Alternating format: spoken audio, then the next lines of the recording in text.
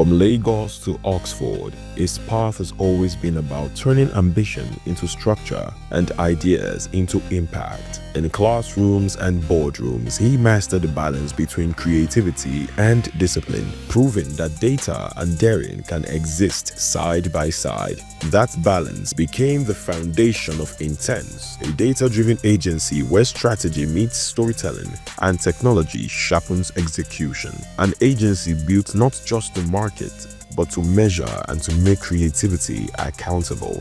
That discipline has made Intense a driving force in the marketing space, a company proving that data-driven creativity doesn't just win attention, it delivers results. Leader, builder, innovator. Ladies and gentlemen, the one.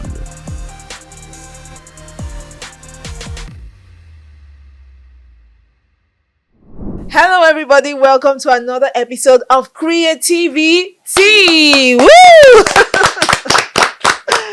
Today is going to be an exciting day because we have in the house someone who is at the helm of affairs of a very interesting marketing communications company, because it's not just martech, it's driven by technology. And you know how we do it here. We sip tea and then we get our guests to spill the tea on their creativity, their experiences, and their success story. Okay, so today, the brew is actually very hot because, like I said, our guest has been in the game for like 10 years, right? And what started as a small company which he built has grown into a 60-man company that helps the biggest brands in Nigeria to move from storytelling to actionable, or should I say measurable impact, right? And today is going to be telling us how he was able to achieve it. Ladies and gentlemen, please help me welcome the CEO of Intense Group, Mr. Leye Makanjuola.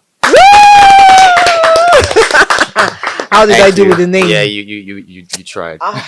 You know. You tried. Leye Makanjuola. Nice to meet you. Nice to meet you, Linda. You look sharp. You look stunning. Oh, thank you. But you know, you don't look like someone who's been in this game for 10 years, because I know running the business in Nigeria is crazy. Thank God we don't look like what we've been through. Amen to that. So how's the journey been so far? It's been tough, but you know, we've gotten stronger. Okay. And you know, every year is a lesson. And you know, it's just about the grind never really stops. You just have to get stronger so that you can carry the grind on your back. But it's been great. Where are you from? In Nigeria? Yes. Wow, that's an interesting question. I'm from Osun State in Elisha, but I grew up in Ibadan, so I'm an Ibadan boy. Where did you school? Primary school, I went to Mary Hill Convent School. Okay. Secondary school, I went to Olasore International School. Okay. Universities, I went to Lead City University. And I did a master's at Pan Atlantic University, and I have an MBA from Side Business School in Oxford. Nice. So I've done a lot of schooling, but I hate school. You had to do it because you knew where you were going, right? Well, I thought that it would help. That's why you did it. I thought that it would help several times, but you know, every time I go to school, I probably get one or two very important things from there that, you know, makes impact. So no regrets. What did you study in university? So I started with economics. Okay. And then I did media and communication, or marketing communication. And then I did business No, but in university, what you did was economics. Yeah, yes. I hated that too. Why? So why did you do it? I found out I don't really like abstract concepts, right? I like something, and it's not like I really hate economics. I just didn't like how it was delivered. I like to be able to relate what you're telling me to the real world. I like it to be practical and actionable. So I guess it's the way it's delivered. It's just, you look at the theory, you recite the theory, you want me to memorize it and give it back to you. I'll just switch off and fall asleep. You know, but if you teach me in a way and say, oh, Pareto's principle is 80-20, it means that 20% of your effort will drive 80% of your results. So if you throw two eggs at the wall, it will crash this wall. I'll get it. But if you just told me, you know, X is raised to power 2 square, it's the almighty formula. I'll just be like, what are you saying? But I don't think that's limited to economics, though. I think it's It's just our everything. general It's school everything, but it's system. way harder with Okay. abstract concepts. Mm. So in other courses, that are just more relatable, like a commerce or just something else, I'll know, okay, you're shipping goods, you're buying them, you're selling them. Yeah. It's relatable. Mm. So all through school, I never really had to read, if that makes sense. So I just come in class, understand, and I explain it in my own words Yeah. from how I'm able to like relate with that concept and society. So, you That's know, that's actually showing your marketing side, yeah, because that's definitely. going to be my next question. Like, how Yeah. did you go from economics to being in the marketing industry? Yeah, that's a good question. So obviously when I finished school, I was getting offered economics and numbers types of jobs. Mm-hmm. So I got a job working at an oil and gas outsourcing company. So there's these companies basically help oil and gas companies hire temporary staff so that the oil and gas companies don't pay the Mm. full money, because when you're a full staff, you have so many benefits, pensions, and if there's anything happens on site, Mm. there's going to be a Yeah. big payout. So with the temporary staff, it's just a day rate, so they get to save money. So long story short, I was hired as an account executive, and then I started working as an accounts coordinator. What that means is, I was managing payroll for these temporary staff. So So yeah. I'll calculate how many days they worked, and then check their day rates, and then mark it up with our company rates. Mm. Follow up with either Chevron, Mobile, Mm. ADAX.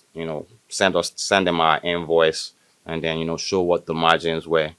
But 1 year or less than 1 year, I feel like the first 2 months to the job, I was like, is this really what I'm going? Like, I knew I couldn't be at the top. I couldn't, you know, be one of the best. If I really wanted to go into it, like I was like, okay, maybe I'll have to do ACCA. I can, and these were like things that I'd always struggled with Mm. from primary school, like math, further math, and all of that. I actually repeated SS1 when I was transitioning from my junior classes to my senior classes, because I chose science subjects because I always used to be like in the top 10. Mm. So they just assume that, yeah, you're smart. So do the science subject. Science. Science is good Yeah. for you. Yeah.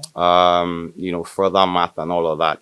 Right. So I knew that I didn't I could have done it, right? But I just thought about 5 years, 10 years from now, do I want to be struggling in my career? So I just thought about it like, what do I do? What can I do like conveniently? What do I Mm-hmm. enjoy doing? Mm-hmm. And that's speaking and writing. I can Okay. speak to you. We can speak for the next I 10 can hours. see. Right. Speaking and writing. I was like, what can I do with that? Mm. And then it was like, okay, marketing, communications, anything related to even like consulting, right? So I did two things. I, enrolled for a master's degree in marketing communications at Pan Okay. Atlantic University. Okay. And then I also started working for a magazine called Fab Magazine at the time. So they had just started like their online unit. So they had a blog and all of that. So I started writing for them for free. They hired me as a free contributor. I used to write 2 blogs a day about things I knew jack shit about. They'll say, go to MTN fashion show and write about the runway. What do I know about fashion? I'm writing, yes, the resplendent yellow dresses were flowing. I was just like, what are you doing? But in that process, I learned about WordPress, how to like blog and all of Mm. that, Mm. and I just saw, okay, well, like this is quite cool, so every time I came back from my 9 to 5 and I got home around 6, I would, research and blog till like 12, but it came a point where I was missing some of my blog posts, and my manager at the time just started blasting me, why are you not writing your blog post? I was like, wait, dude, who did you pay to write this blog post? Is it me? Because I haven't seen the check. So I was like, you know what? I think I'll just like try and do my own thing on the side. Mm. So at the time, I started a company called I Publicize Niger with a friend. Actually, I met him on Twitter. I just, what I was thinking. Sorry, I'm diverting, but No, it's you really want to okay. know the story. If Yeah, you want to know the tea, yeah. I'll give you the tea. So, um, at that time, Twitter was quite new. This was around 2010, 2011, by the way. So if you're thinking that's 15 years ago, how old is this guy? But don't think about that. I was. So yeah, so Twitter had just started, but I'll just see someone on Twitter saying, "Oh, come to Sweba, we're having fun," and the same person will say, "Oh, come buy shambalas," and I was just like, "This guy can't be doing all of these things. He must be getting paid." Mm, So I was like, something is not right here. And I mm. was like, this guy has 2,000 followers. I can get that. So I was just like, okay. I looked online. I saw some guy with 5,000 followers. His name was Super Akunle. Shout out to Super Akunle, by the way. And then I texted him. I DM'd him like, I have an opportunity for you. Let's meet up at the Palms. So we met up. I was like, you see that your page, we can use it to make money. We're just going to change the name and start telling people that we can advertise and stuff. And he agreed, but we decided not to do that. We just decided to start like from scratch. Scratch. And then we called the page I Publicize Niger, and we started like tweeting content, mostly jokes. And then people would like laugh at them, and then we'll follow them and tell them to follow us back. And as soon as we got to 1,000 followers, we started saying for your promotions and services. And in the first month, somebody paid us like 20K. And that was how it basically started. So we had the Twitter page, then we added Facebook, and then we had a blog as well, so we'll post news and stuff. So I was just doing that with my work, for a few years until I transitioned it to Intense. So it's actually two different businesses, but that was basically what started the momentum that gave birth to Intense. That's interesting. Yep. So you moved from a blog Yeah, to so basically a marketing communications company. definitely.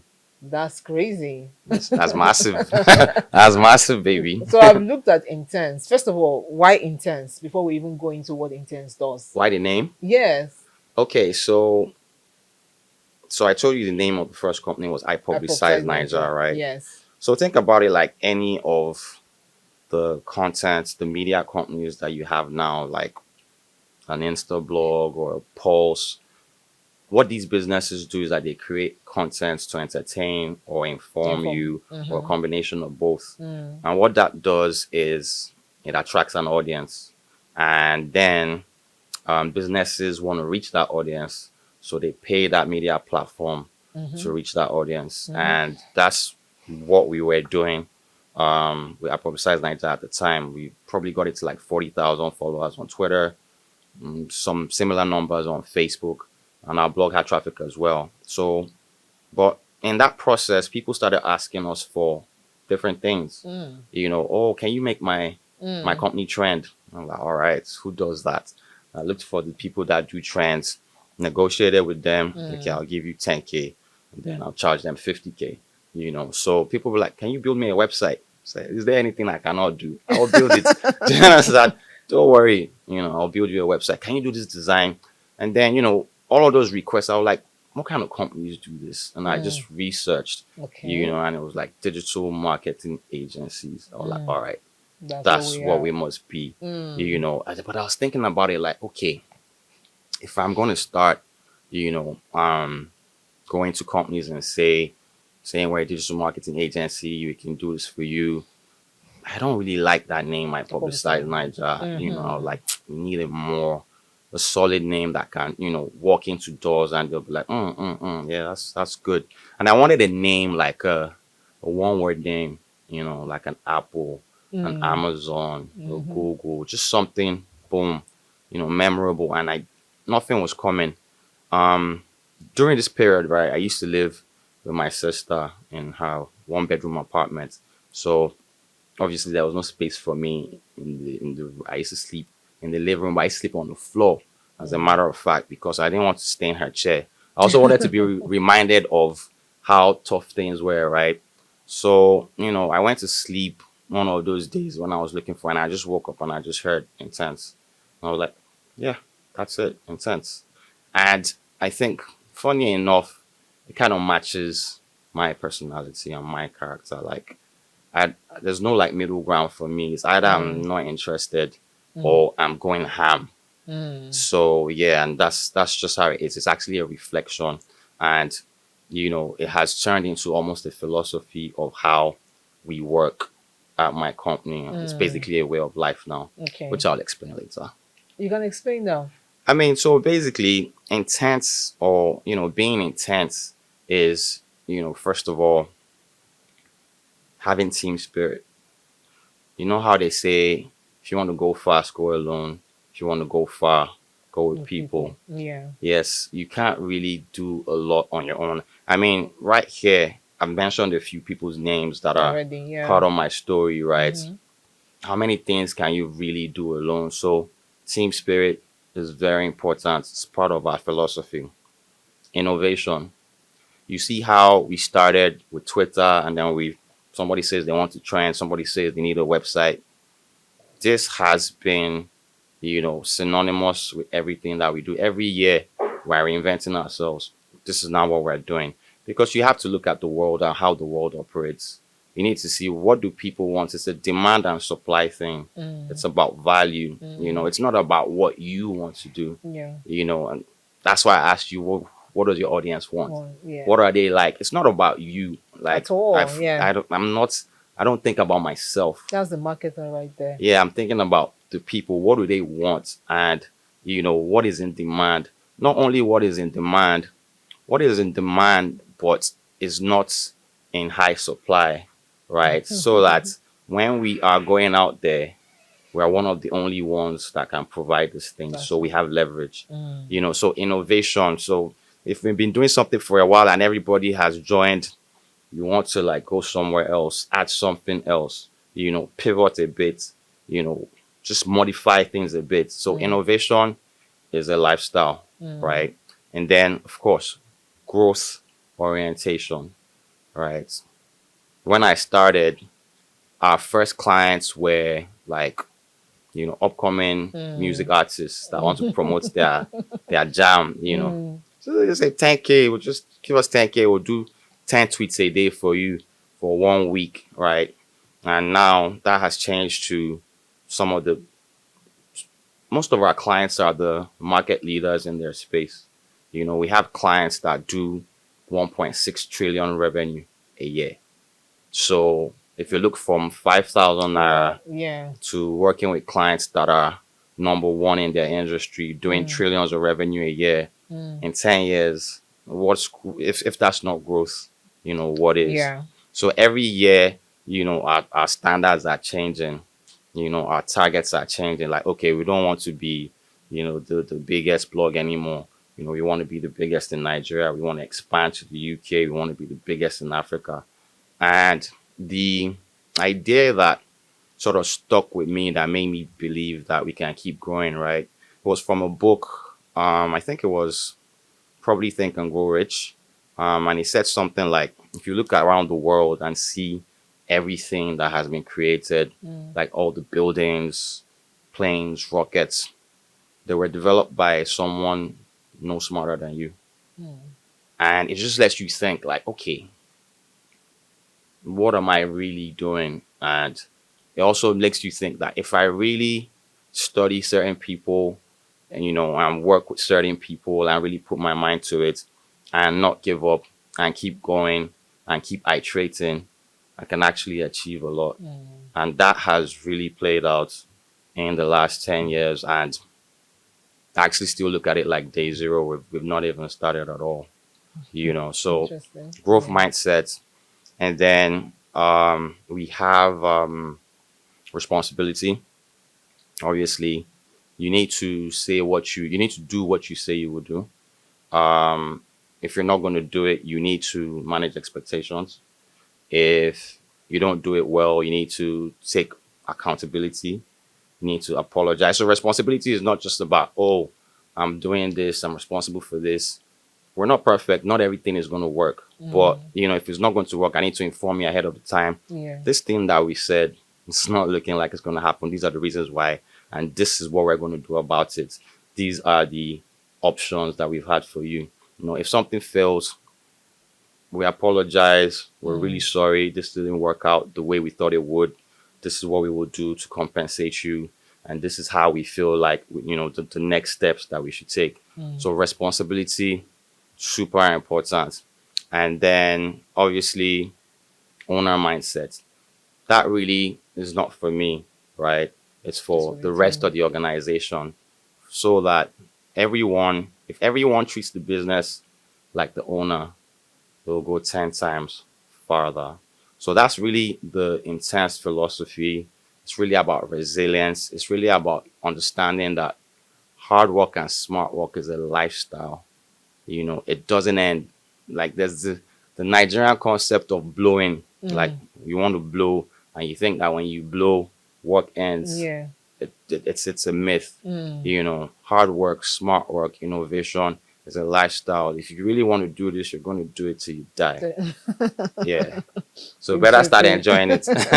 Yeah, that's the thing. You have to enjoy what you're doing Yeah. because it's a lifestyle. Yeah, like you and said. better for you to just choose what you really enjoy, Which or is else what you you burn do. out. Yeah. Yeah. So I was looking at Intense, right? And everything you've been saying, I can really now understand it, because when I went to your The website. profile, Okay. I was like, okay, what do they really do? Because you do a lot of things, Yeah. right? Yeah. Digital marketing, Mm-hmm. creative agency, Yeah. technology, Exactly. right? But we didn't all start in one day, you know. You just said, And there's a story behind it, because we started with digital marketing, mostly social media, marketing and management, right? But then, you know, we realized that it was kind of dispensable. And this goes to innovation, right? After a while, some companies will be like, we're taking this in-house, we're going to do it ourselves. Or, you know, that at that time, digital was new. We're like, oh, why are we not viral? Oh, why haven't we gotten 100,000 followers? Or, oh, we have 100,000 followers. Why are they not buying our stuff? You know, so we quickly realized that social media management is not what people want from you. Even though they said, oh, we want social media management, we quickly realized that what people want is they want to drive sales. They want to grow their business. They want to grow revenue. So we have to figure out, what do we have to do to help them do that? You know, so it's not about a service. It's about any company that is, you know, established. What is their number one goal? It's to generate revenue and drive profit and grow profit year on year. How can we as a company help them do that? Work with them as partners to do that? Yes, you know, we're doing marketing, right? But we need to figure out what will help them do this. Obviously, we will need to do creative. You know, we'll need to take that creative communications and then drive it through the channels that will reach the audiences of our clients. We need to get them to take action, maybe register, sign up, buy, right? And then sometimes you find out that the tools that you are using are not adequate. So you might need to build some tools, or you might need to leverage certain tools to do conversion rate optimization, improve search engine optimization, and so on, right? So there is a reason, you know, all of the things that we're doing is basically connecting the dots to help our partners grow revenue and grow profit. okay, so how would you describe Intense right now? Intense is a revenue growth partner. Yeah, we just help you grow revenue. Okay. Yes. But listening to you, I see you more like a business person, That a ain't crazy. strategist than a creative. Do you agree? Jack of all trades, in it. I mean, yes, I would say so. I think I would say I have a knack for business, but you know, business can be very simple. Like I said, it's demand and supply. I could be selling soap or sugar and making a lot of money, as long as people need it, Yeah. and I'm one of the only ones that can supply it. Then it's fine. You know, I have been doing business since like when I was in secondary school. Of course, we weren't allowed to bring in food and stuff. It was contraband. But, you know, somehow I was able to get my hand on some noodles. And, you know, noodles was probably like 10 naira or something like that. I was selling it for 50, you know, because it was not It's available. available. So I was selling it. But hey, do I have some creative juices, yeah, Okay. probably, And you I, have a team. I have a team. So it's really about the people. I don't have to do it. I want to get the best creative director. I want to get the best strategist. I know what I want to achieve. So I'm going to bring them in the room and say, this is the play. You do this, you do this. This is the vision. Obviously at the beginning, I did everything though. I was the creative guy. Okay. I said, this is what the copy should be. This is Yeah. what the design should be. I ran the ads. I did the proposal. So I can do it, but can I be the best at everything? No. And is it a good use of my time at this point?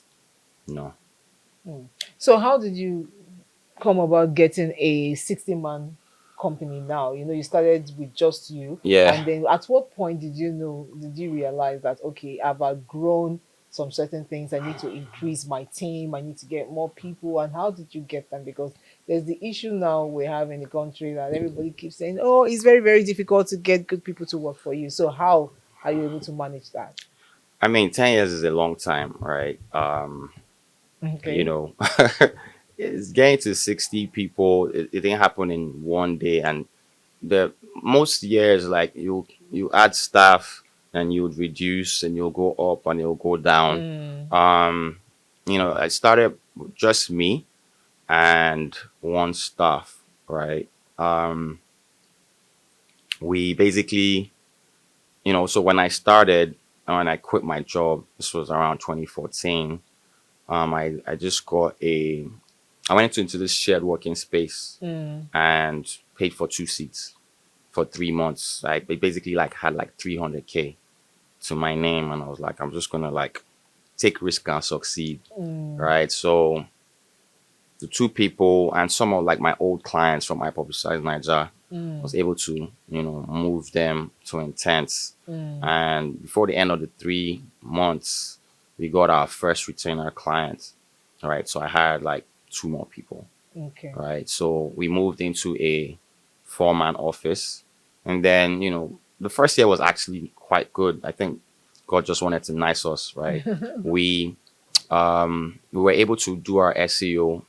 Just my first staff was one of the best guys at SEO.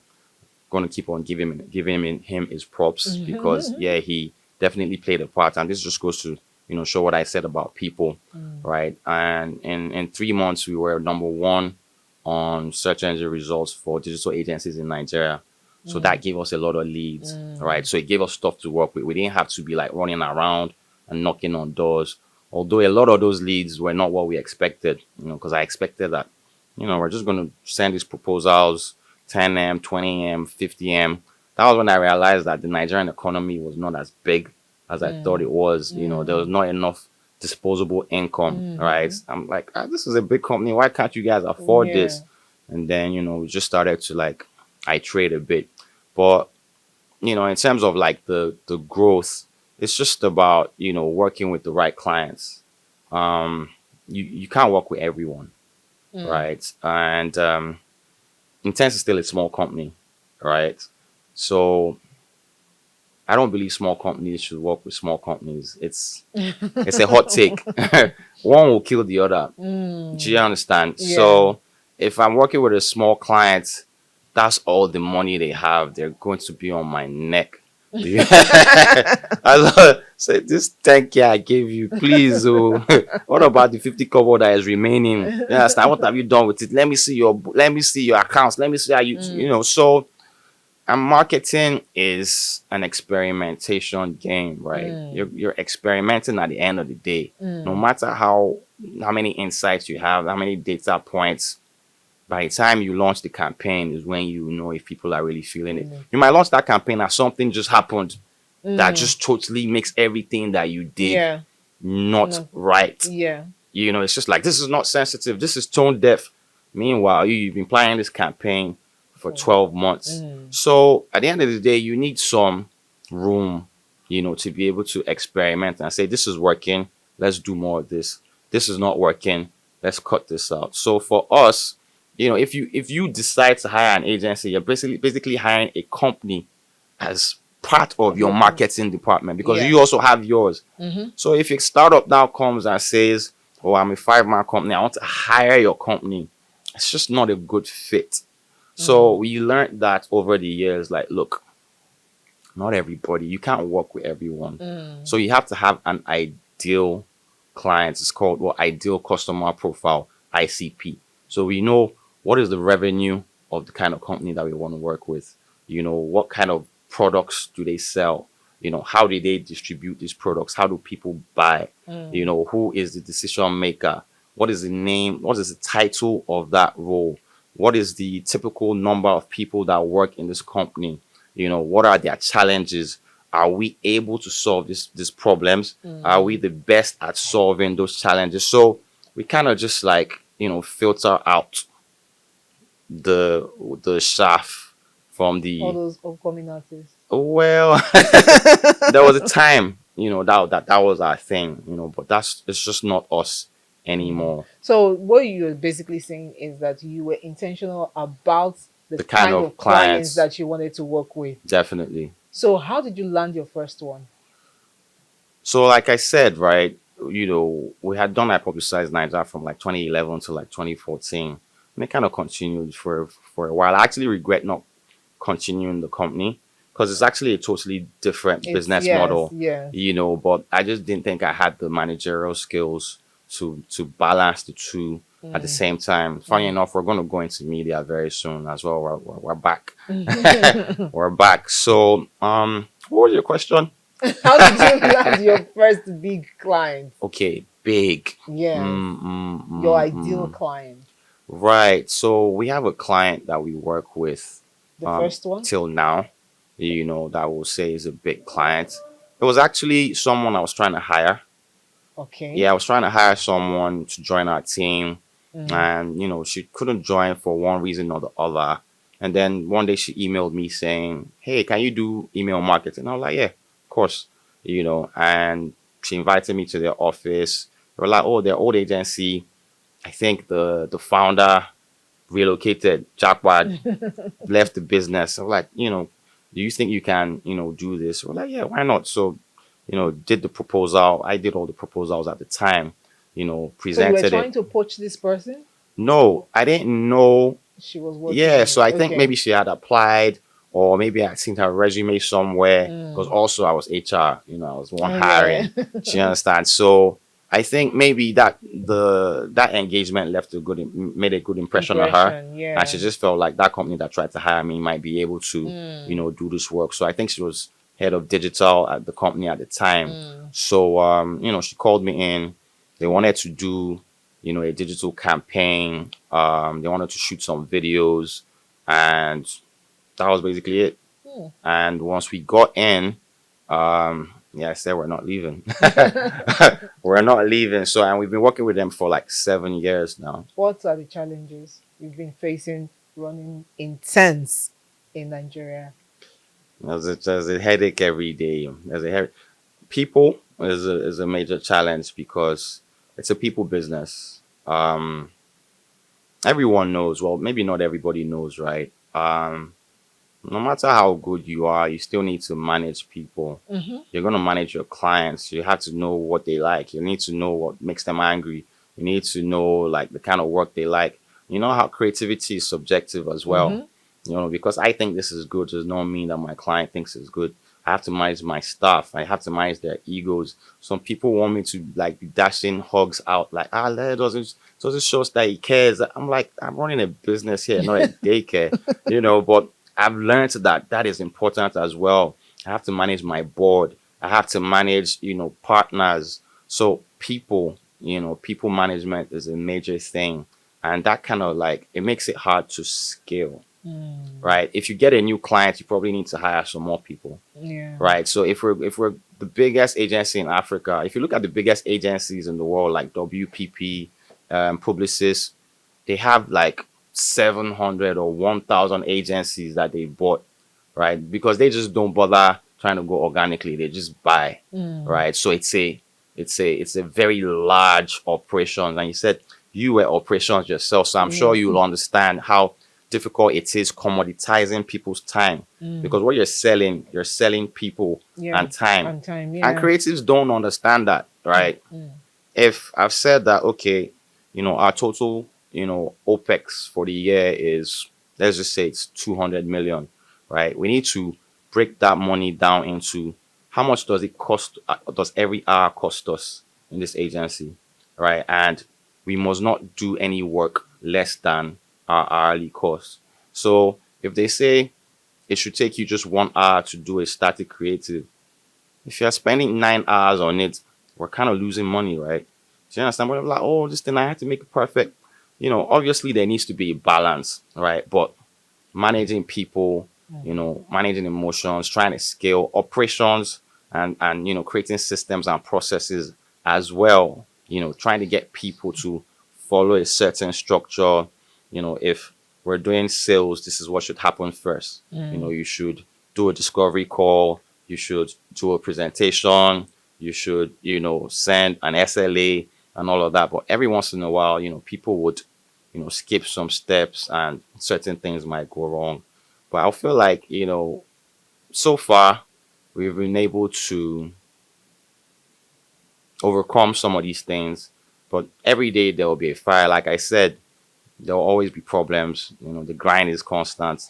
You just have to get stronger. So some days I just say, oh, so this thing is going wrong. I'm just gonna like put my phone on silent and sleep.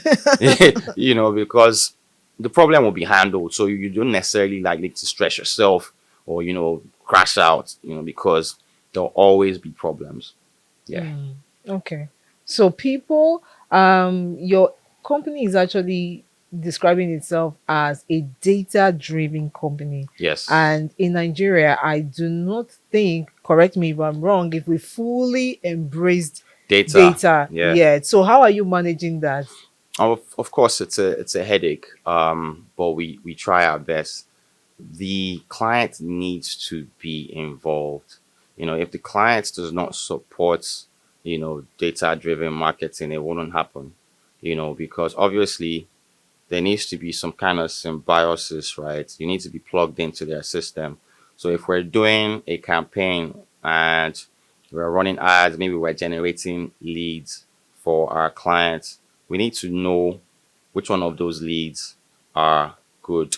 Which ones are the warm leads, the cold leads, the hot leads, the people that bought, who are they, why did they buy, what demographic, what's their age, where do they live, so that we can, like I said, take what is working and do more of it and discard what is not.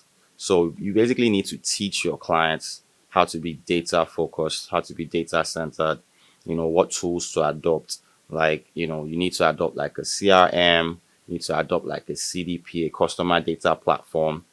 And obviously this has been tough. It's battles that we're still fighting till today, trying to show, clients and people, this is why this is important. This is why you should adopt this. But in every company, they have their own agenda. The CFO has his own agenda. The CEO has his own. So, like I said, stakeholders. So, yeah, going around trying to sensitize people. This is why we need to do this. This is why this needs to work. Aligning with people's interests. It's a whole, Well, people who come to work with you, they already know that you are data driven, and they already know that when you do your campaigns, that's one of the things you said differentiates you from others, right? Yes. So how come you still have to teach them or make them accept? No, this is the fact client. That's what I'm saying. How come you still have to teach the clients this? Because they came to you because of that, right? Definitely. So it's just like somebody seeing, like a shiny thing that they want to buy. Oh, I see like a Ferrari, but do I really know how the engine works? Do I know what's V12 aspirated engine is? I don't know, but I know I like the Ferrari and I know it's fast. Do you understand? But I don't know what it really takes to do 0 to 200 in 6 seconds. So you would have bought the products, but then really understanding what makes it work. And I'm like, I can't do that one. No. Like, I will now give you all my data. And I'm like, okay, it'll be encrypted. No, so it's just you now have to start doing, the sensitization and the convincing and all of that. But we've come a long way as an industry. I would say that our company is one of the only companies that do what we do, in the sense that we're one of the agencies that take responsibility for actually helping our clients grow. We actually help convert customers. Okay. Yeah, we actually see to it like, look, by the time we do the creative communications and then we run ads, and then we do content marketing and we do email marketing campaigns and drive people to say, okay, these are the products, and then get leads and follow up with probably the sales team. We check how many have you sold, how much have you made, and how are we going year on year. So it's been a long journey, but we've been able to get here from days realizing that social media is not what people want. So we want to do what companies really want. And thankfully, we've been able to get a few partners that have believed in us and trusted us and allowed us experiment. And we've been able to see results and grow year on year. So, So it's how just would for you us to, differentiate yourself with other people who actually still run these campaigns? yeah. Because some people will tell you that as far as I put money in there and people are hmm saying it, there's bound to be conversion. Yeah. Are you measuring though? So are you saying the difference between you and those other agencies, the fact that you're actually measuring it to see that it's converting?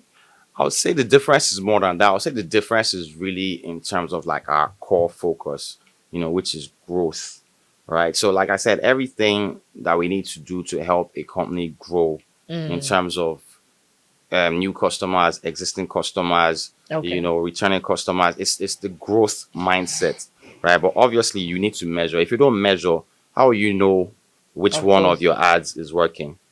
So you have three ads, right? And then one is doing well, but you're not measuring. So you're going to keep on pouring money into the other two, So and you're wasting money. So you're selling, but I will be more efficient than you. okay. I would remove those two and focus on just one. I'll check, oh, which audiences are buying. Okay, Lagos, Port Harcourt, Ogun State. All right, so stop running ads to Benin, Edo State, Anambra, Ilesha, and just focus on the right one. So data is very important. So even if your creative is doing well, efficiency, it needs to be going to the right people. So definitely it's one of those things, but on a larger scale, it's our mission to help you grow that differentiates us. We take responsibility for growth. Most of our companies don't. Okay. So which of the brands would you say, or which of the campaigns would you say you're most proud of in your 10 years of That's existing very as difficult intense? to. That's very difficult because some early campaigns that are not so big, but some of the first things that you do, novelty, it makes you very proud. But I feel like in recent times, when we launched our creative agency, also not a lot of agencies have a whole campaign for themselves. I think the creative agencies, or yeah, the creative industry or the advertising industry is one of those industries where it's like you're a doctor, you're treating everybody, but you don't treat yourself. I think there was a rule before that advertising agencies are not supposed to advertise themselves. It's so you call it advertising, but it's just the advertising PR, agencies advertise themselves all the time. It's just like how how do to you? do it. Yes, Yeah. and this was a launch as well, so it was just an announcement that we were here. So the launch of our creative agency, Purple Stardust, was one of the ones that I'm very proud of. We just wanted to do something very different. So of course, the name Purple Stardust itself is kind of strange, right? Like, what is that, right? So the concept is that we're aliens from outer space. We're aliens from outer space, and we're just coming to like, change things, do things differently. So we basically, you know, got a spaceship and I landed in Surulere, and people actually thought it was really a UFO. How come I didn't see that? Hey, just Google it. You see, you in Surulere? Do you live in do you live in Surulere? It was by the mall, Okay. Adeniro Gusaya, around the Adeniro Gusaya mall. That's actually dope. Yeah, so we basically, I mean, I won't tell you the full details of how we made it look like a UFO, but there was a flying object. And then we just capitalized on that. It was in the news. And then we had our like launch material, which was a spaceship flying all over like popular milestones in Nigeria, Abuja, Lagos. And, we really loved it internally. But when we got a picture award for it, it really like Interesting. validated the fact that it was really good because it was for use of media, right? So we did Okay. experiential, we did digital, we had it on billboards, so we just really wanted to show people like this is what we can do for you, this is what we do for ourselves. Ourselves. Yeah. And then That for makes sense. clients, we've recently had, the No Lose Guard campaign. for Leadway Group, which Leadway is a non-finance, a non-banking finance company, but people know it mostly for insurance. But it's way more than that, right? But then again, insurance is like one of those boring, products. Like, why am I insuring anything? If they didn't force you to insure your car, I'm sure you won't. It's just like I'm covered with the blood of Jesus type of thing, right? But it's the reason people don't use insurance is because they don't understand how it works and how it benefits them, right? So what we're able to do with this campaign is just like really simplify insurance concepts. So from motor insurance to life insurance to homeowner insurance, we just really broke it down into everyday scenarios that you might face. And then you see yourself in that situation. And then you see that, oh, if I had insurance, if this happened, everything will have been cool. And this is just normal situations like you parking on a dangerous street at night and they steal your side mirror and your brain box. Like if you and the campaign was called No Lose Guard. So basically, if you lose guard, it means that you didn't pay for your insurance, and then you wouldn't get compensated. Or if your house gets flooded, if you lose guard, it means that you didn't pay for your insurance, and then it won't get fixed. So it really resonated with like everyday people, and we got a picture award for that as well. And I feel like that's just the beginning still. We're still working on so many campaigns that will come out, and I'm sure that you would see this time. Don't worry, I saw the no lose guard one. Oh, amazing. Amazing. Great. Do you guys have questions for Mr. Leye before we round up? Yes. Okay. Big congrats on everything. Thank you. Yes. At a point in time, we were actually scared that advertising agency would be going extinct, as in we used to say it, all the time. But I think the likes of you found out like the importance of advertising agency and why brands need advertising agency, and which would it has proven that that's the reason why you guys are still around. Because you figured it out. So congrats on that. I mean, Thank you. But right now, there's this whole facing the industry now. We talking AI, and I heard you complain about, well, I won't say complain, but you mentioned about managing people. Yeah. And business guys as in business people are looking forward to eliminate those people management. Yeah. And the future is talking AI, and I know, and you look like calm guy, so I don't think that's what you want to do. But I know, Don't be so sure. as a we're not If anything that is good for the business, businesses, right? I'm happy you asked this question, but go on. I want to hear where you land. Yeah, no, but to be honest, what is the future like in terms of AI agency creative? What is it like to you? What do you think, and how it affects people?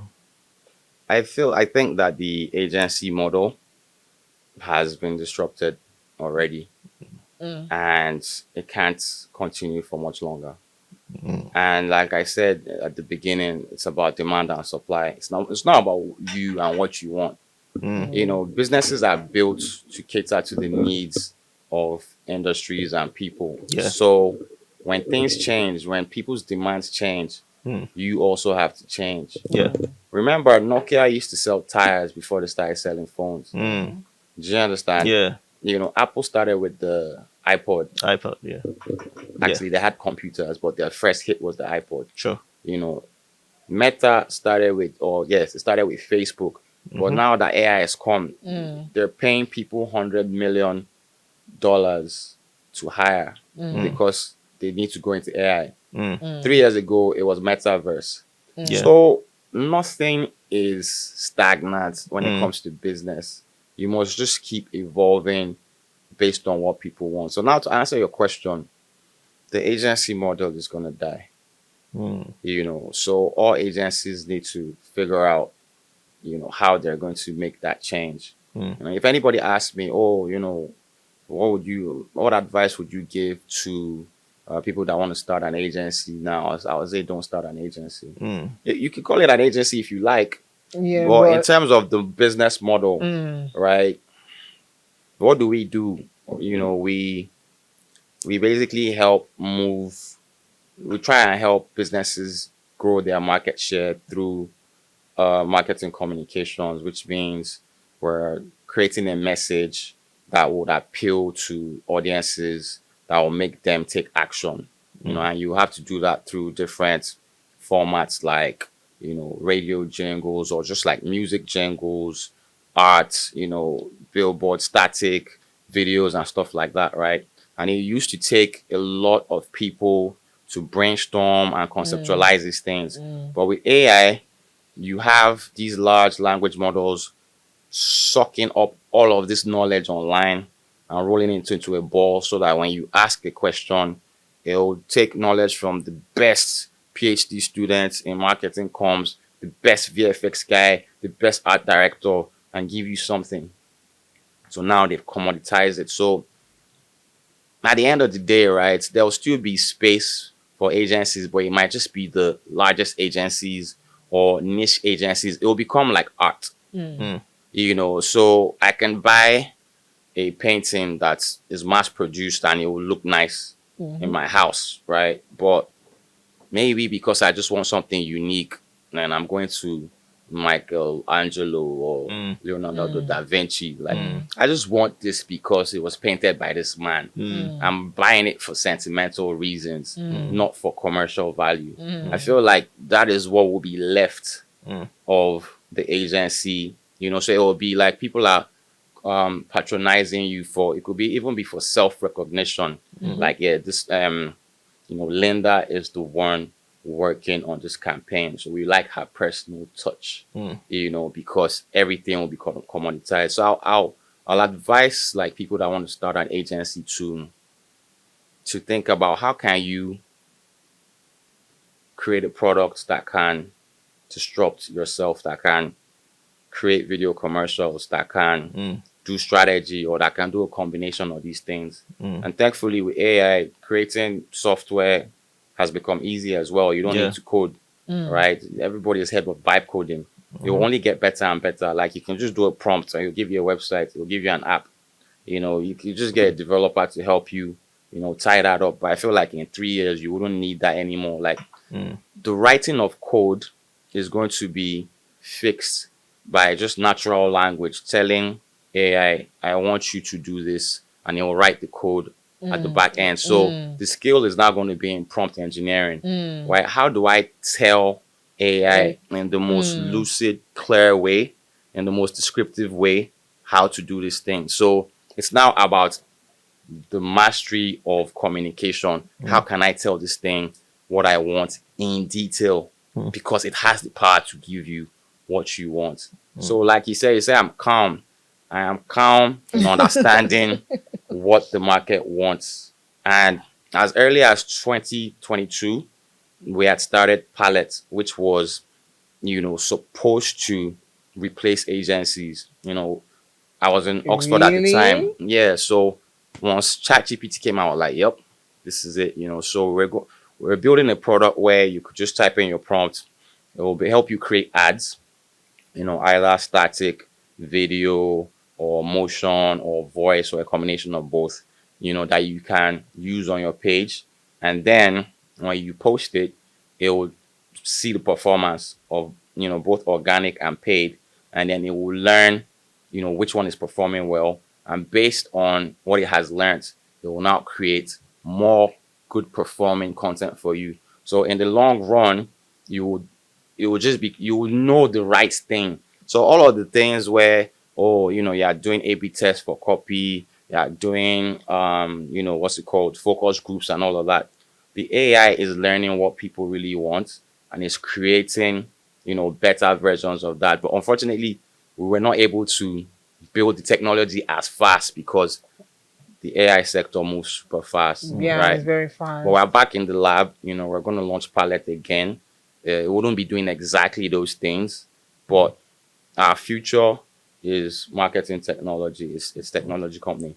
Every agency should be a technology company. It's not going to be as difficult to be a technology company in the future as it was in the past. Yeah. At the end of the day, the world is all people. Everybody has a phone. So, and if you look at that, those insights on your phone about how you use your apps, you see that some people are spending 6 hours on TikTok, 2 hours on. So that is where everybody spends their time. And if everybody spends their time there, you need to meet them there as well, right? And by developing products, that will catch their attention and move them to action. And yeah, that's what we will be doing. But obviously, the world still needs media. A lot of agencies don't put their money where their mouth is, right? You just want to like work with a company, do things for them. But where are your own assets? I like what Linda is doing. This is an asset. She has been able to garner an audience, that you can push things to. And that's why I said we'll be reviving media side. So media is still important because you want to control narratives. Well, not necessarily. But you want to like sway. You want to be able to like understand, the narratives that are going on, in different spaces, and see how you can either tap into them, influence them, drive a narrative. That's really what moves the world. The world has changed I was telling some people at the barbershop yesterday that we now live in a global economy, right? Where I can live in a remote village in Kogi State, but I know what Kendall Jenner is doing. I know what she wears. I know the style that she likes. I said that people get their British accents online now, and it will be solid. The kids too. You will be none the wiser. The kids too as well. Yeah. Kids too as well. Yeah. So it's like it's the world is our oyster now. There's never been a better time to be alive. Yeah. To actually succeed, and this is where the intense philosophy comes in. I was looking at the whole Nepo Lapo baby narrative. I didn't want to talk because they'll cancel me. But then again, like I felt like, people were holding on too much to this Nepo thing. Like, oh, you knew somebody, that's why. Or you had a godfather, that's why. I was sleeping on the floor 10 years ago. I had nothing. It was all created from scratch. And the technology at the time is not as good as now. So if you can buy data and you have a phone, there's opportunity. Even if you can't, you can start from a job. Even if you can't get a job, if you have some strength, you can. I'm not advising you to carry cement. You understand? But if push comes to shove, I was watching To Catch a Monkey. If it vexed me, the guy pissed me off. He pissed me off. Like, look, you have all these things going on. You need to pay these bills. And then you're working at the restaurant and they're telling you, bring this money. And you have not gone to carry block. You've not gone to park cars at Boho. You've not gone to sweep. And you're there thinking you're a developer. I wanted to woz the guy. Just that, like, look, you have to just like forget everything that you think you are until you become who you think you really are. And there's just mad opportunity. What there is none is time. So you have to prioritize and focus on the things that will give you the biggest results. I hope I answered your question. Over answer. Okay. Cool. Yeah. Do you have any other question? Okay, yeah, sure. So creatives specifically, like because what it means when AI comes like fully is It's here. Don't It's worry. here. it's here. already. Okay. Well, I mean, it's still gonna get worse. It will also like put like everybody. It's just like IG, for example. The media space did not know at the time. Did not know that IG, some like IG will be here. So then everybody became like a media personnel. So I think AI too will make a lot of people join in the creative space, like, Of course. Yeah. in the It makes relative- creativity accessible. accessible all, to yeah. everybody. Yes. So what does that do to the creative world in general? Because some people classify themselves as creative. It's just like Already. there's sorry, we went to an award show and then they were calling out the real media people, journalists and everything, and you could tell that they did not evolve, and to like what it is now. And you Yeah. remember the journalists at the time. We even have specific, I mean, like their names. We know their names. We know, But now, when AI is dominant, like the creative space, it will happen to the creative space. So, what do you think about that? I feel like if you're really creative, nothing can take that away from you. It's just like how creativity happens is what's going to change, right? So creativity is basically connecting dots on different experiences that you have. And that's why, creative people are sort of like very vast in maybe not their own experiences, but at least you see they watch a lot of movies, Yeah, they listen know a to a lot of little of music. everything. So all of that knowledge and all the experiences of other people that they've garnered is what they are connecting. Like, okay, if if you put wings on an elephant, it will fly. And that will be something new, right? There's nothing new really. Really, It's yeah. just connection of dots, Yeah. right? So what AI will be doing is making it easy for people that could not draw, could not sing, could not, do strategy, to do these things by being able to articulate themselves. I actually feel like people that are masters of language will thrive in the new world, because as long as you can articulate what you want, in a very detailed way, then AI will do it for you. So obviously, just like, and I feel like the creative space was always a low barrier industry in the first place, right? If you just, there's always something for you to do. That's the truth, Sure. right? But you might not be successful, right? It's just like certain industries are have high barriers to entry, like maybe oil and gas. You need, Yeah. you need a rig, you need this and that. Yeah. But the creative industry, if you can dance, if you can, you watched Yeah. what's that show that has Simon Cowell, right? Yeah. You see all sorts of. You'll say I'm beatboxing, I'm a contortionist, like anything is possible, right? But with AI, it just basically opens the floodgates, Yeah. and everybody is doing that. So what it means is you can still be creative, but would you make money? So you need to figure out, what can I do, going back to demand and supply.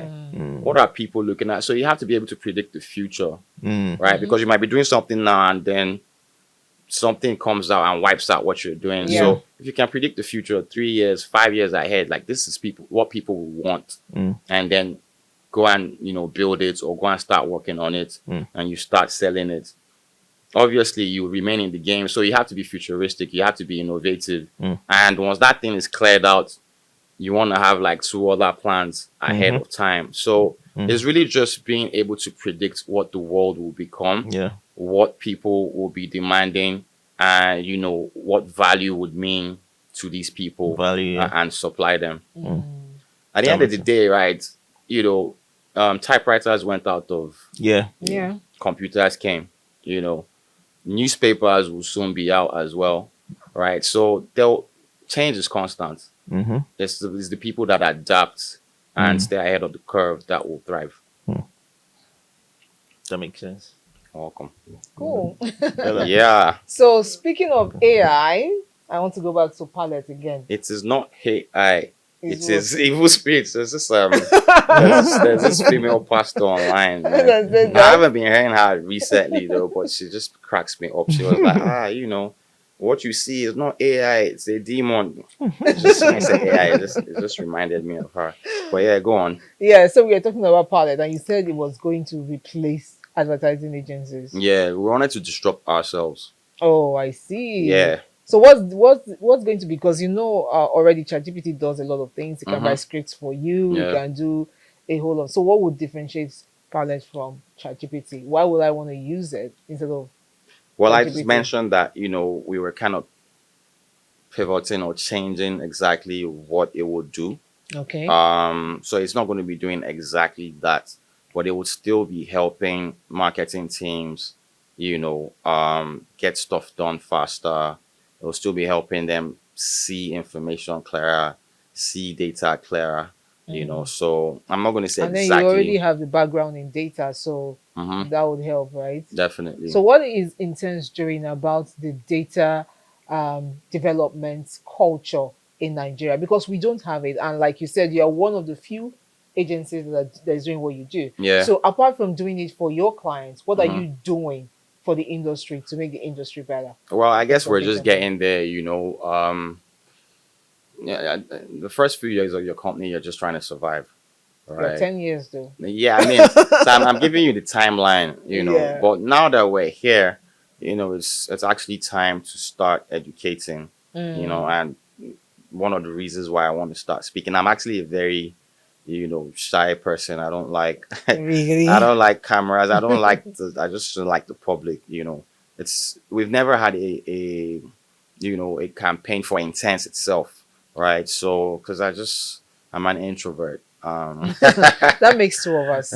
I'm an introvert. Like people drain my energy, but it's not about what you like as well, right? You have to do what you need to do. You have to do what it takes. Mm. So it's really time to start, sensitizing, the industry and stakeholders on what it takes, to really drive revenue and grow revenue. And data is one of those things. And even have a data structure. Like, I want Exactly, to know what campaign did well and why it did well. There just should exactly, be somewhere or something that you can give me that yeah, proves this. exactly. Do you understand what I'm saying? What you said, prove, Yeah. because it's not like, the work that other agencies do doesn't work. It Mm. does work, but you Yeah. just don't know what worked. Mm-hmm. There's that saying like, oh, I know my ad budget works, one half works and one half doesn't, but I don't know which half. So it's really about efficiency at the end of the day. Mm. You want to like reduce waste. So if they say, oh, I love that your campaign last year, come and do it for us again, and then you do it again and it doesn't work because you don't really know No. Yeah. what are the things that are responsible, what is, and that's what they call attribution. Like you have to be able to attribute, channels, creatives, audiences, which one of your creatives worked, which one of the channels was it, Facebook, Instagram, TikTok, which one of the audiences was it, women over 35 living in the north, or which combination of all of this I really think the worked. combination, making it easy to get all of these, how do I Data put it? sets. Yes, because you can actually just go individually and check Yeah, on Instagram, Facebook. that's where the tools come in. Yes. And that's why in today's advertising you cannot remove technology. That's where the tools come in. So you need all these dashboards to pull all the information together and tell you these are the combinations that are working. But of course, for you to be able to use that dashboard on behalf of a client, you need to You explain to need them. access. And so, like you said, truly, what we should be doing is sensitizing the whole industry Industry, yeah. as a whole. I mean, funny enough, we have something coming up Okay. that is along these lines. Okay. When he asked me about agency, the next 10 years is not really agency for us. Yeah. We're going to be doing a lot more B2C products, a lot more different business models like subscription. So, we're moving out of that. And in that's in the same vein, it just means that we have to be more out there. Because if you're doing B2B, you're just dealing with your client. And when you're doing B2C, you're speaking to everyone. So it's just time for mainstream. Mm. It's happening in everything. Like right now, if you want to do business at all, it seems like you have to be out there before. Well, not everyone, to be Not honest. everyone though, There are but some people that have that privilege, opportunity to yeah. just be behind the scenes. Some of the wealthiest people, you don't even know them. But I guess it's just due to the Times are choice. changing now. Yeah, due to the choice of business that they went into. Exactly. But then again, now you find out that the personal brand is super important. Some of the most wealthy people No. are investing in personal brand. Mark Yeah. Cuban, Sam Altman, everyone. Because like I said, with AI, it commoditizes everything. So there now becomes a special value to personality, you being unique, You're being unique. Like you said, your art. So Yeah. you're going to start treating everything as like like art. art. Yeah. Exactly. So the That's why personal brand now becomes super important because you have a unique mix of domain knowledge that only you, can provide. And if you've been able to demonstrate the fact that, okay, I'm somebody that knows creativity, data, performance marketing, growth, media, and AI, and I'm actually male, and so you see that combination, and I own it, and it's just 10,000 people with $1 million in their bank account that enjoy that. I'm good, So that is something that will prove to be very important in the future, because now the content that you're going to be seeing doesn't have to be recorded. It's going to be so good very soon that you won't be able to differentiate between Yeah. AI content or not. So a lot of the stuff that is online will just be AI generated content. You wouldn't need to do this as much. So at that point, there will be a yearning for, I don't even want this AI content again. Like, Yeah. can we go and watch a movie that was actually acted by humans, and then the ticket will be $10,000 to watch that movie? Yeah. Because that's now what's Right. special. Yeah. Somebody said it on this Yeah, show now. that's That creativity Yeah. will now be luxury. Exactly. It will be luxury. Like, Yeah. oh, somebody spent their time to Time work to- on this. It's just like how they say, oh, this bag was handmade, Yeah. than if it was made in a factory. So Yeah. it would become like that. But for people to then value your stuff, you need to have, you know, etched a niche for yourself, Yourself, and yeah. show that you were good at this. And you need to have started before now. But if you start now, It's still at okay. least people know you before the glut comes. So yeah. Oh yeah, T. Yeah. Don't mind if I do. Great. It's been an amazing time speaking with you. I think you already touched it a bit, but I think maybe you can throw more light on it. You've done 10 years. What do we expect from you and Intense Group Yeah, I kind for of the next touched. 10 years? Yeah, so we want to be a $1 billion company. Not because of the money, but just because it's possible. Yeah, one of my mentors, one of my older friends, that's his slogan. It's possible. Shout out to Mr. Ayeni Adekunle, the founder of BHM. And like I said, I look around me and see what people have done. It inspires me, So I just look at someone, and it's good to just like listen to people's stories. They'll tell you, oh, this is where I came from, especially the Lapo babies, right? Well, I'm not claiming to be one, but I'll just say I'm a hybrid. I'm a hybrid. When they tell you, like, okay, this is what we've achieved, and it just shows you that it is actually possible, right? So it's almost like God has given you some talents, and I'm just like, there's a burning fire not to waste it. Do you understand what I mean? I actually grew up very lazy. Yeah, I'm a last born. That's I'm a last born and an only boy, right? So yeah, like, things were done. I'm also a Taurus, even though if you don't believe in astrology, I don't. But somehow, It right? does. Tauruses are supposed to be lazy, right? So you only do what you really want to do, and you just don't really move. But at the end of the day, I also find that I have a lot of ideas. I'm an ideas guy, and I'm able to put those ideas together and figure out, what can drive value and make money. And I've just been studying the art of making money, the art of scale, and I've seen that it is possible, but it can take time, Yeah. So that's why you just have to like stay on your 10 toes, stay fit, stay healthy, stay alive, right? It's just about, you try, you make a mistake, you see what worked, you remove what didn't work, you iterate, you add to it. So if we're able to grow from 0 naira to whatever XXX number that we are on now in 10 years, what can we do in the next 10? So we really believe that we can get there. But how do we do that? In the next 5 years, of course, we're building technology. So we want to launch a product soon. It'll be pallets, obviously, but what it will do, where we want insights from marketing professionals, CMOs.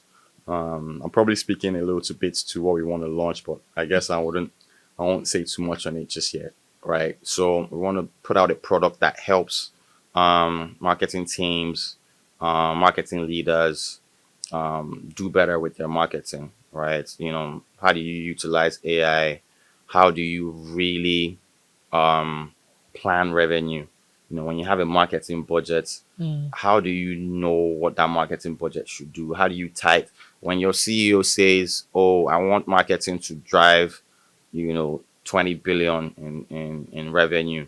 How are you going to tie your marketing plan and that budget to that revenue? A lot of people is just fugazi, So like, how do you plan revenue? What kind of tools can help you do that? And basically just helping the marketing community stay up to date, and also helping them meet themselves. Obviously, like I said, we want to go into media. Yeah, I can't be telling all our tricks. We want to go into media, so definitely we're going to have our own assets. I really like this place. Yeah, but of course I don't want to take it. But I really like this kind of thing. And You could because pay 1 billion now. come again, Out of a billion, now just give me one. just one. Yeah. Don't- soon come. Don't worry, soon come. I mentioned doing what you really like. Yeah. And I've just always really liked media. I That's just how like you started. I just like entertainment. I like to be entertained, and I usually know what would do well. Like, I have a good idea of the future, what would do well in the future. Like, I should be in talent management, but I don't want to manage people. Like, I'll be like, yeah, this guy's gonna blow. Yeah, this guy has something, right? So I think it's just time to put our money where our mouth is, and do some media, do some shows, do some documentaries. So I would say that's more like a passion project. Like, I want to do this because I enjoy it. I can do it till I'm 80 Whenever, years old. yeah. Do you understand? And we can always like keep doing new things. We also want to do a lot with the creator economy, because media has changed. 20 years ago, the way a superstar was born was that, a Hollywood studio and a producer decides, we're gonna That's make it. yeah, we're gonna make you a star. Oh, I like her. Look, I like she's 6 foot tall. We're gonna make you a star. And how do they make her a star? Because they have all the distribution networks. You had cable TV, so there were only a bunch of channels that you could watch. There were only a bunch of magazines, Playboy, Ebony, this and that.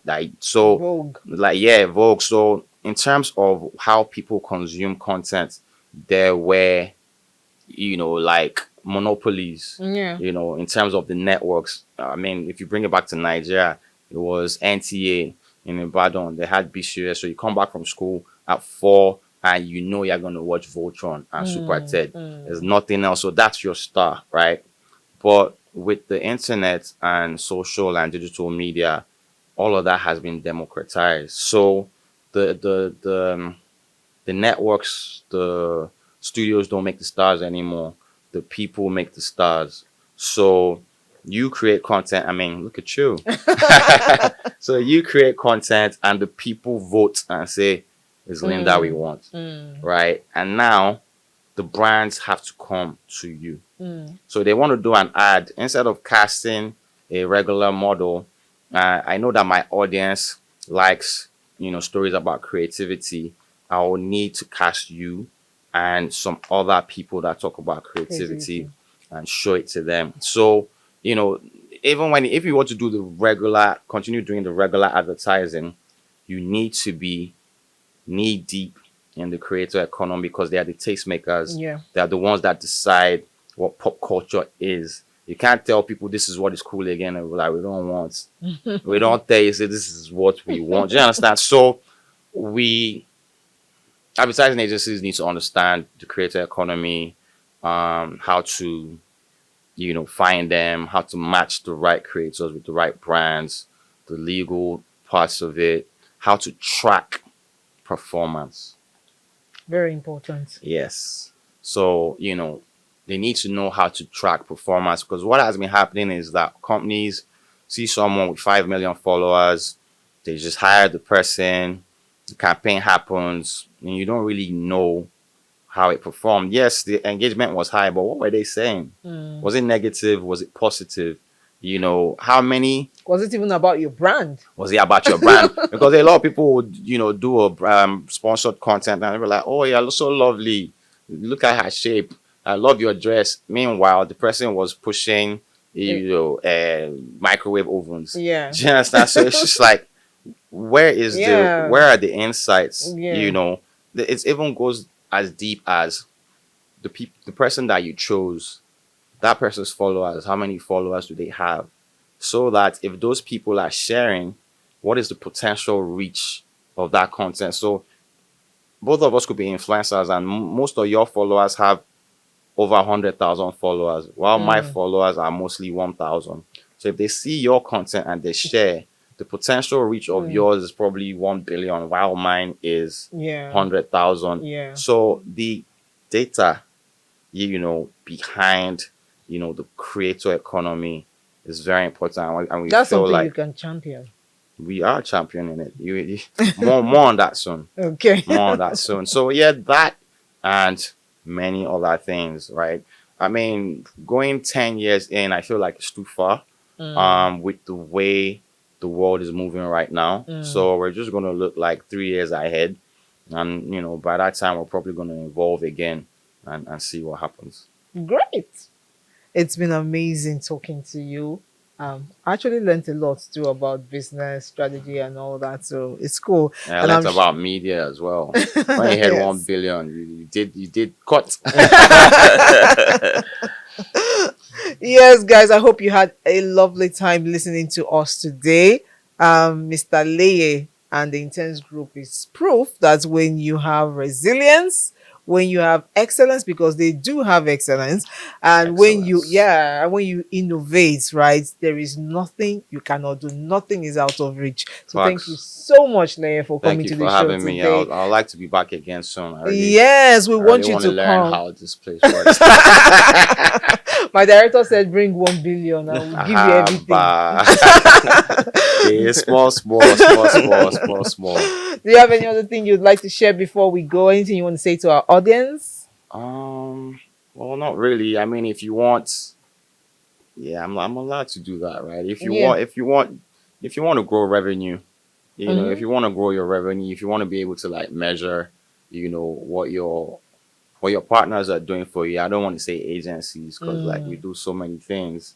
Then Intense should be the company that you work with, and also just for every regular person out there, just to remind you that intensity works. And if you put all these things into play and it doesn't work, then come to me. I'll advise you. All right, intensity definitely works. It's a long game, and stop thinking about blowing. Yeah, just think about making hard work and smart work a lifestyle, and you'll find that things work out for you. Perfect. So thank you guys once again for watching. If you have any questions, don't worry. Mr. Leye has said he's willing to be doing a lot of public speaking. So we'll Yeah. bring him back to answer all your questions. Just leave them in the comment section. But don't Yeah. forget to like, share, and comment. Thank you very much, guys, for watching. And thank you, Mr. Leye, for coming. Thank you for having me. Until we see you guys again. Bye.